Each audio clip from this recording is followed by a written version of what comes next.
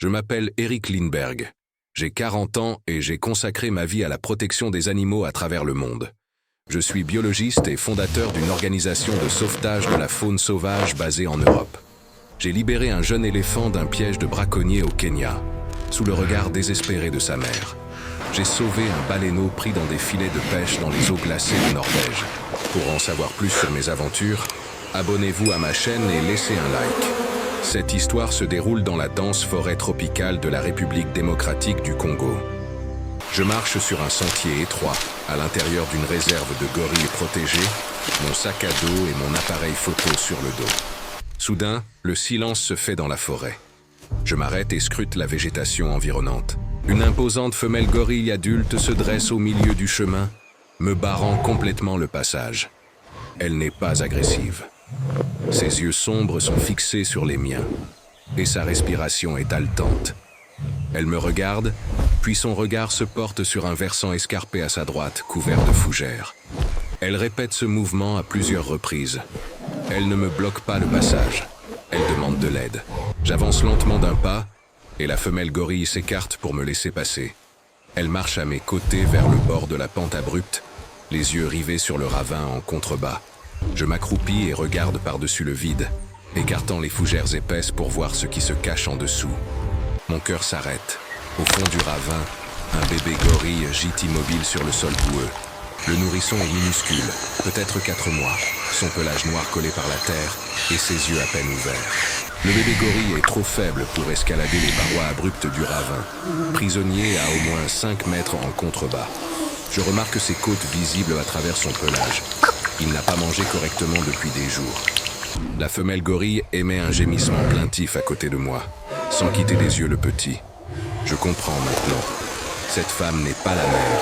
C'est une protectrice qui ne peut atteindre le petit elle-même. Les parois du ravin sont glissantes de boue et de pluie presque verticales, impossibles à escalader pour le bébé. Je vérifie mon sac. J'ai une corde, mais pas de harnais, ni de matériel médical pour un bébé gorille. Le ciel au-dessus de la canopée s'assombrit. Un orage approche, et le ravin sera inondé s'il pleut. Je n'ai pas une seconde. Si je n'agis pas maintenant, ce bébé ne survivra pas à la nuit. J'attache solidement une extrémité de la corde autour du tronc d'un arbre épais, près du bord du ravin. Je retire mon appareil photo et mon sac de terrain, les laissant près de la femelle gorille qui observe chacun de mes mouvements. J'enroule la corde autour de ma taille et commence à descendre prudemment dans le ravin boueux.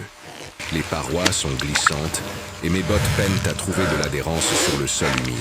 La boue me recouvre les mains et les bras tandis que je descends lentement, mètre après mètre, vers le bébé gorille en contrebas. La femelle gorille scrute le vide depuis le haut du ravin, ses yeux sombres suivant ma descente avec une intense concentration. Après ce qui me semble une éternité, mes bottes touchent enfin le sol boueux du ravin. Je m'approche lentement du bébé gorille, en me baissant pour paraître moins menaçant. Le petit me regarde de ses yeux faibles et effrayés, trop épuisé pour s'éloigner. Je soulève délicatement le minuscule corps dans mes bras. Le bébé ne pèse presque rien, léger comme une ombre. Le bébé gorille ne résiste pas. Il presse son petit visage contre ma poitrine, en quête de chaleur. Je fixe la corde autour de mon torse, improvisant une écharpe pour maintenir le bébé en sécurité contre moi. Je recommence à grimper, agrippé à la corde d'une main et protégeant le nourrisson de l'autre. L'ascension est éprouvante. Mes bras me brûlent d'épuisement et la boue rend chaque prise instable. À mi-chemin, ma botte glisse et je bascule sur le côté, m'écrasant contre la paroi du ravin. Le bébé gorille pousse un faible cri contre ma poitrine, surpris par le choc. Je suis suspendu par un bras. Mes muscles me font souffrir, le petit serré contre moi.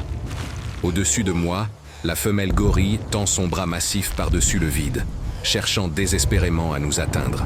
Je retrouve mon équilibre et continue de grimper, refusant de regarder en bas, refusant de m'arrêter. Les premières gouttes de pluie commencent à tomber, rendant la corde glissante et les parois encore plus dangereuses. J'entends l'eau gronder en contrebas. Le ravin commence à déborder. D'un dernier effort, ma main atteint le bord du ravin, agrippant les racines et la terre humide. La femelle gorille saisit mon bras de sa main puissante et me tire vers le haut avec une force incroyable.